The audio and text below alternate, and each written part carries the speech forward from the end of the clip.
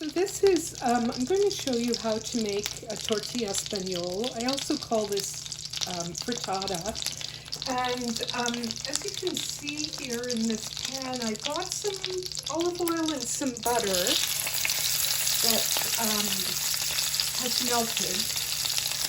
And I'm adding some cooked potatoes to the pan. Now I'm not going to give you any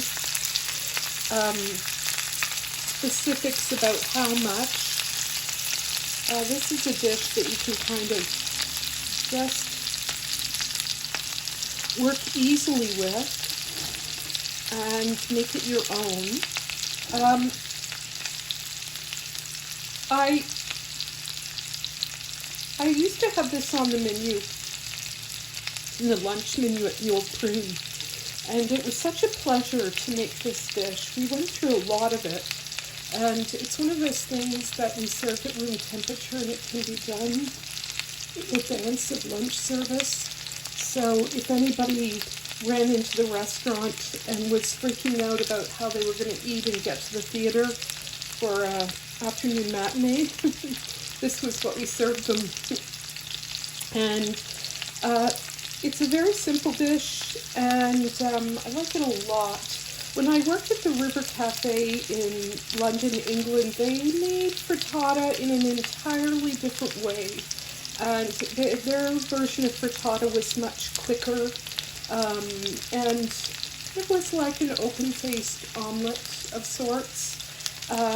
Whereas this is more like a cake, and yeah, you can serve it. I really like it at room temperature over being hot. So I've got my potatoes cooking in butter and olive oil, and I'm just going to give it a bit of a season. But you notice I haven't, been tossing up the pan, because what I really want to do here is to caramelize the potatoes, get a nice golden crusty outside on them, and then we're going to remove them from the pan, but I'll show you when we get to there.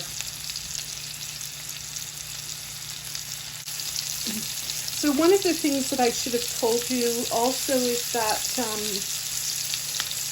I cooked these potatoes the day ahead of time, and if you're cooking frittata, it's really important. It's the same for potato salad.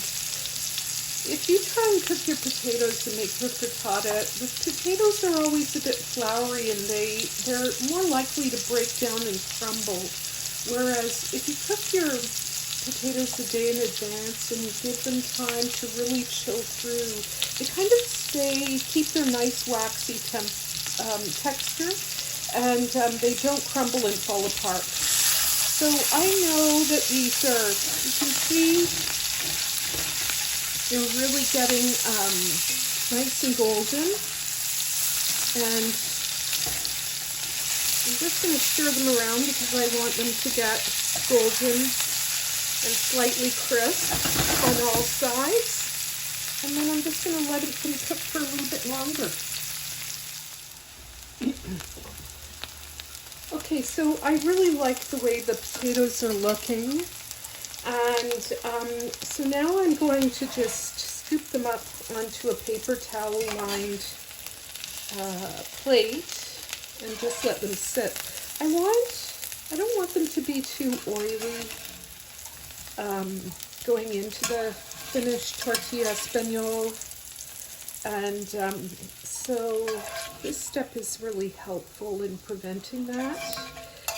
And most people would just now go right on to the next step, put the onions that are going in there, but years of French training have left me a bit OCD, and I want to clean this pan perfectly before I get on to the next step, because I want the finished presentation to be beautiful. Again, I have, so my pan is clean. I have olive oil and some more butter. And now to the pan, I'm going to add a couple of onions. that I have cut into wedges. And again, I'm going to season this.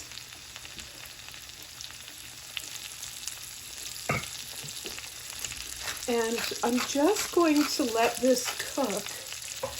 Got it over sort of medium-high heat. You know what I want these onions to soften, and I want them to start caramelizing a bit. And you can't caramelize onions over high heat, and really there's no fast route to caramelizing onions. It just it takes a little bit of time to get it just right.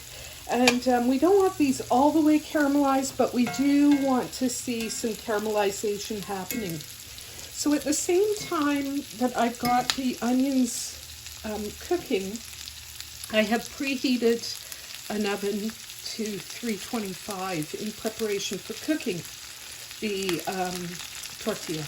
I'm really happy with the way my onions are looking here. And now to the pan, I'm going to add some chopped garlic and some fresh thyme to the onions. And I'm just going to let that cook until it starts to get really nice and aromatic.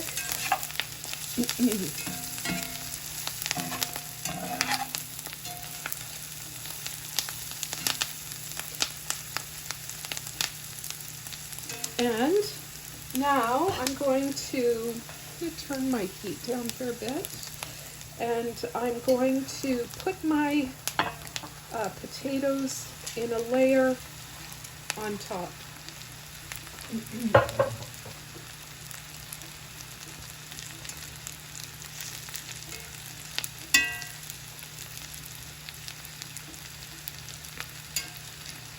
And I'm just trying to spread them out to get them evenly spread out.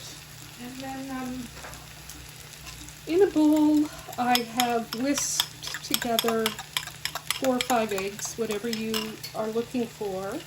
And I haven't added any liquid. I am going to season this a bit. I never add liquid to eggs, like not for scrambling, not for anything,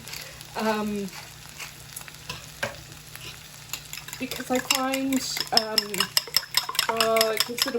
can give it a watery texture. So I have just seasoned those, and then I'm going to really just pour this in.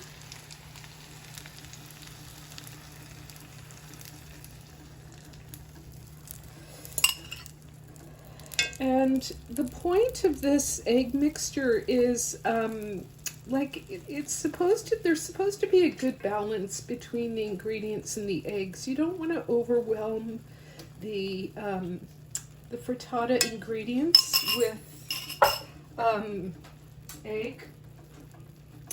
And then the last thing I'm going to do is I'm just going to top it with some parsley. And it's over, I have it on low heat now. It's not on high heat.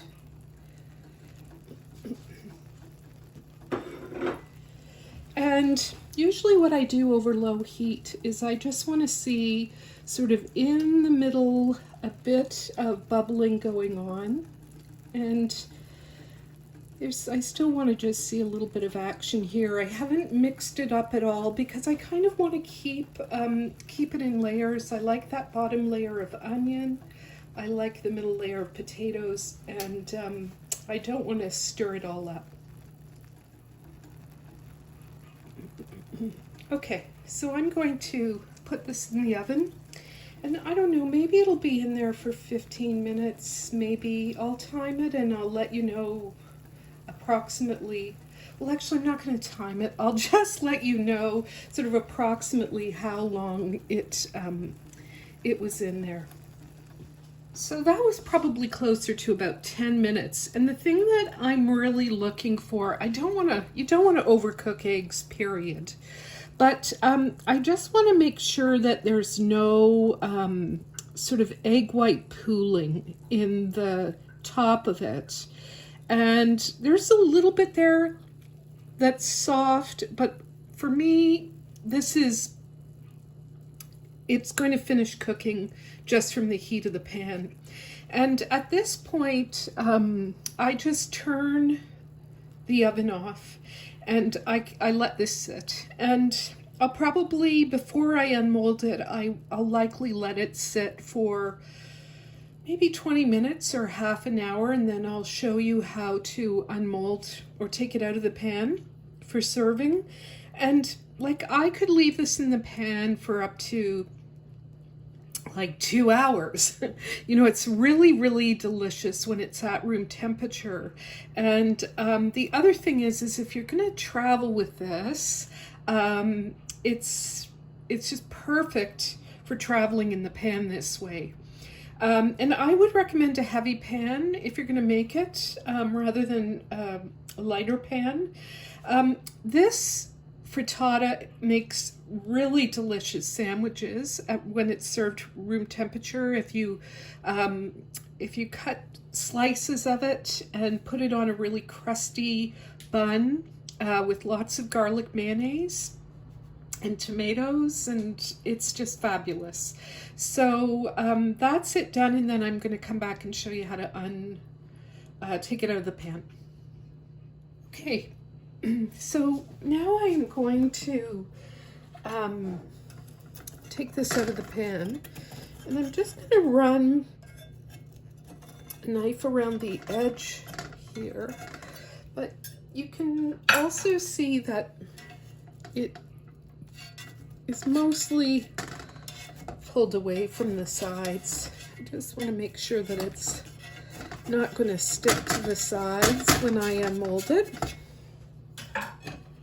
And then I'm going to put a plate over the frittata, and I'm going to lift it. There it is. There's the bottom of it. And then what I generally like to do is flip it over and serve it just like that. And I'm gonna cut a wedge for you just so that you can get a sense of what it looks like when I lift it up. So you can see there, it's really, really lovely. Yeah, that's what it should look like in the end. And I like serving it with a tomato and caper salad.